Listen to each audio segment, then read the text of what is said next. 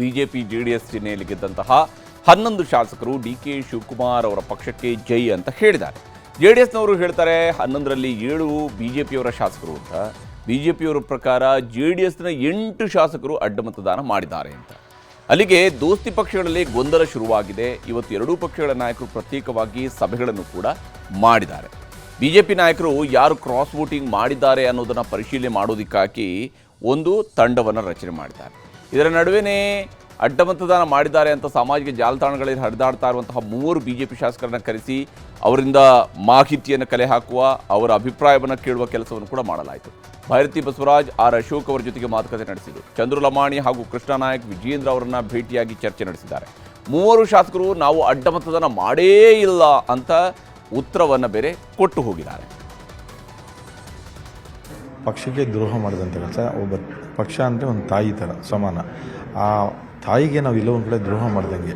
So ಅಂಥವ್ರು ಯಾರೇ ಮಾಡಿದ್ರು ಕೂಡ ಅದು ಖಂಡಿತವಾಗಿ ನಾನು ಕೂಡ ಅವ್ರನ್ನ ಕ್ಷಮಿಸಲ್ಲ. ಯಾಕಂದರೆ ಅದು ಅಕ್ಷಮ ಅಪರಾಧ.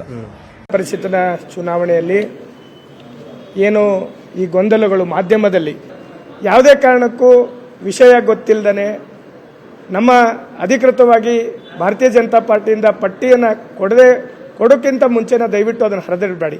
ಚಂದ್ರು ಲಮಾಣಿ, ಕೃಷ್ಣ ನಾಯಕ್ ಮತ್ತು ದುರ್ಯೋಧನ ಐಹೊಳೆ ಮತ್ತು ನಮ್ಮ ಭೈರತಿ ಬಸವರಾಜ್ ಅಂತೇಳಿ 4 ಜನರ ಹೆಸರು ತೋರಿಸಿದ್ರು.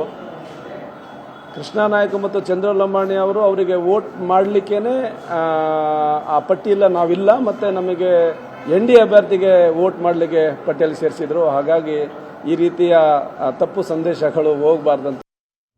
ಇನ್ನು ಕೇಂದ್ರ ಸಚಿವ ಕುಮಾರಸ್ವಾಮಿ ಅವರು ಜೆಡಿಎಸ್ ಶಾಸಕರ ಸಭೆಯನ್ನು ನಡೆಸಿದ್ದಾರೆ. 18 ಶಾಸಕರಲ್ಲಿ GT ದೇವೇಗೌಡರನ್ನ ಬಿಟ್ಟು ಉಳಿದ 17 ಶಾಸಕರನ್ನ ಸಭೆಗೆ ಬರೋದಕ್ಕೆ ಸೂಚನೆಯನ್ನು ಕೊಟ್ಟಿದ್ರು. ಕ್ಷೇತ್ರದಲ್ಲಿ ಕೆಲಸ ಇದೆ ಅಂತ ಶಾಸಕ HD ರೇವಣ್ಣ ಅವರೇ ಬಂದಿರಲಿಲ್ಲ. ರೇವಣ್ಣ ಅವರನ್ನ ಬಿಟ್ಟರೆ ಕುಮಾರಸ್ವಾಮಿ ಅವರು ಕರೆದಂತಹ ಸಭೆಗೆ ಅಡ್ಡ ಮತದಾನ ಮಾಡಿದ 4 JDS ಶಾಸಕರು ಸೇರಿದಂತೆ 16 ಮಂದಿ ಶಾಸಕರು ಕೂಡ ಬಂದಿದ್ದಾರೆ. ಎಲ್ಲರ ಜೊತೆಯಲ್ಲೂ ಕೂಡ ಕುಮಾರಸ್ವಾಮಿಯವರು ಮಾತುಕತೆಯನ್ನು ನಡೆಸಿದ್ದು ಅಡ್ಡ ಮತದಾನ ಮಾಡಿದವರನ್ನ ಪಕ್ಷದಿಂದಲೇ ಉಚ್ಚಾಟಿಸುವ ತೀರ್ಮಾನಕ್ಕೆ ಅವರು ಬಂದಿದ್ದಾರೆ. ಯಾರದನ್ನು ಮಾಡಿದರೆ ಅದು ಗೊತ್ತಾದ ತಕ್ಷಣ ಅವ್ರ ಮೇಲೆ ಪಕ್ಷದಿಂದ ಉಚ್ಚಾಟನೆ ಮಾಡೋದು, ಇಲ್ಲ ಶಿಸ್ತು ಕ್ರಮ ತಗೊಳ್ಳೋದು ಏನಾರು ಮಾಡಿ, ಇಲ್ಲದೆ ಇದ್ರೆ ಮುಂದೆ ಇದೇ ಥರ ಮಾಡ್ಕೊಂಡು ಹೋಗೋರಿಗೆ ಇದೊಂದು ಒಂದು ಒಳ್ಳೆ ಮಾರ್ಗ ಆಗಬೇಕು ಅಂತಕ್ಕಂಥದ್ದು ನಾವೆಲ್ಲರೂ ಕೂಡ ವರಿಷ್ಠರಿಗೆ ಗಮನಕ್ಕೆ ತಂದಿದ್ದೇವೆ.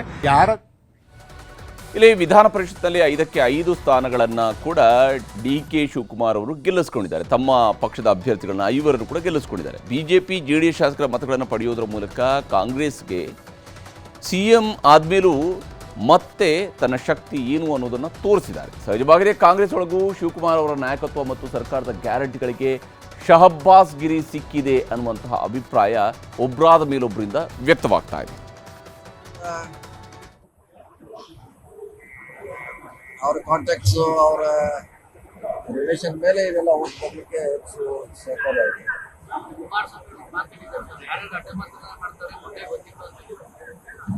ಬಗ್ಗೆ ಏನು ಗೊತ್ತಿಲ್ಲ. ಆದ್ರೆ ಇದೆಲ್ಲ ಆಗ್ಲಿಕ್ಕೆ CM ಅವ್ರ ಹೆಚ್ಚು ಪ್ರಯತ್ನ, ಆಸಕ್ತಿ, ಮುಂದಾಲೋಚನೆಯಿಂದ ಇದು ಯಶಸ್ವಿ ಆಗಿದೆ. ನಾವು ಮಾಡ್ಬೇಕಿಲ್ಲ, ಒಂದು 4-5 ಬರ್ಬೋದು ಅಂತ ಹೇಳಿದ್ವಿ, ಜಾಸ್ತಿ ಬಂದ ಅಷ್ಟೇ. ಸ್ಪಷ್ಟವಾಗಿ ಎದ್ದು ಕಾಣೋದು ಏನಪ್ಪಾ ಅಂದ್ರೆ ಬಿಜೆಪಿ ಮತ್ತೆ JDS ಅಲ್ಲಿ ನಾಯಕತ್ವದ ಕೊರತೆ ಇದೆ. ಜನಪರ ಯೋಜನೆಗಳನ್ನು ನೋಡಿ, ಗ್ಯಾರಂಟಿ ಯೋಜನೆಗಳನ್ನು ನೋಡಿ, ಯಾವ ರೀತಿ ಒಂದು ಕುಟುಂಬಕ್ಕೆ ಒಂದು ಆರ್ಥಿಕ ಸ್ಥಿರತೆ ಮತ್ತು ಒಂದು ಸ್ವಾಭಿಮಾನದ ಬದುಕನ್ನು ಕೊಡ್ತಾ ಇರೋದನ್ನು ನೋಡಿ ಇವತ್ತು ಕೆಲವು ಶಾಸಕರು ಆತ್ಮಸಾಕ್ಷಿಯ ಮತಗಳನ್ನು ನೀಡಿದ್ದಾರೆ.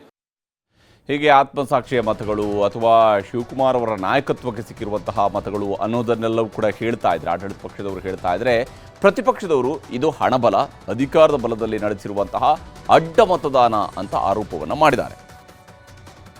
ನಿಮ್ಮ ಮುಖಾಂತರ ಹೇಳ್ತಾ ಇದ್ದೀನಿ, ಇನ್ನು ಮುಂದಕ್ಕೆ ನನ್ನ ಹೋರಾಟ ಪ್ರಾರಂಭ ಆಗುತ್ತೆ. ಚುನಾವಣೆ ಸಂದರ್ಭದಲ್ಲಿ ಮನೆ ದುಡ್ಡು ತಂದು ರಾಜಕೀಯ ಮಾಡೋಕ್ಕಾಗತ್ತಾ? ಆಲೂಗಡ್ಡೆ ಬೆಳೆದ್ಬಿಟ್ಟು ಆಲೂಗಡ್ಡೆಲ್ಲಿ ಬಂದು ದುಡ್ಡಲ್ಲಿ ರಾಜಕೀಯ ಮಾಡೋಕ್ಕಾಯ್ತದೆ? ನಾನು ಹೇಳ್ತಾರಲ್ಲ, ಏನು ಆಲೂಗಡ್ಡೆ ಬೆಳೆದು ಆಸ್ತಿ ಪಡೆದ್ರ ಅಂತೇಳಿ. DK ಶಿವಕುಮಾರ್ ಅಂದರೆ ಪಾಲಿಟಿಕ್ಸ್ ಅಷ್ಟೇ. ಅವ್ರಿಗೆ ಆಡಳಿತ ಮಾಡೋಕ್ಕೆ ಬರಲ್ಲ, ಕಿಂಚತ್ತೂ ಗೊತ್ತಿಲ್ಲ. ಸಿದ್ದರಾಮಯ್ಯ ಆದರೂ ಆಡಳಿತ ಒಂಚೂರು ಗೊತ್ತಿತ್ತು ಅವ್ರಿಗೆ. DK ಶಿವಕುಮಾರ್ಗೆ ಆಡಳಿತ ಗೊತ್ತಿಲ್ಲ, ರಾಜಕಾರಣ ಒಂದೇ ಗೊತ್ತಿರೋದು. ಅವ್ರ ಜೀವನ ಪೂರ್ತಿ ರಾಜಕಾರಣನೇ ಮಾಡಿರೋದು.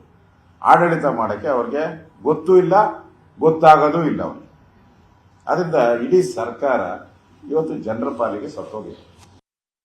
ಒಟ್ಟಲ್ಲಿ ವಿಧಾನ ಪರಿಷತ್ನಲ್ಲಿ ಆಗಿರುವಂತಹ ಅಡ್ಡ ಮತದಾನದ ಪರಿಣಾಮ ಈಗ ಪ್ರತಿಪಕ್ಷದವರಿಗೆ ಬಹಳ ಜೋರಾಗಿಯೇ ತಟ್ಟಿದೆ. ಆಡಳಿತದಲ್ಲಿರುವಂತಹ ಸರ್ಕಾರದ ಬಗ್ಗೆ, CM ಬಗ್ಗೆ ಅವರು ಏನು ಬೇಕಾದ್ರೂ ಹೇಳ್ಕೊಳ್ಳಿ, ಆದರೆ BJP ನಾಯಕತ್ವದ ಕುರ್ಚಿಯು ಕೂಡ ಈ ಕ್ರಾಸ್ ವೋಟಿಂಗ್ನಿಂದಾಗಿ ಅಲುಗಾಡೋದಕ್ಕೆ ಶುರುವಾಗಿದೆ. ಜೂನ್ 23ಕ್ಕೆ ವಿಜಯೇಂದ್ರ ಹಾಗೂ ಆರ್ ಅಶೋಕ್ ಅವರಿಗೆ ದೆಹಲಿಗೆ ಬರುವಂತೆ ಹೈಕಮಾಂಡ್ನವರು ಬುಲಾವ್ ಕೊಟ್ಟಿದ್ದಾರೆ. ಅಲ್ಲಿ ಏನು ನಿರ್ಧಾರ ಆಗುತ್ತೆ, ಯಾರ ಕುರ್ಚಿ ಶೇಕ್ ಆಗುತ್ತೆ ಅನ್ನುವಂಥದ್ದು ಗೊತ್ತಾಗ್ಬೋದು.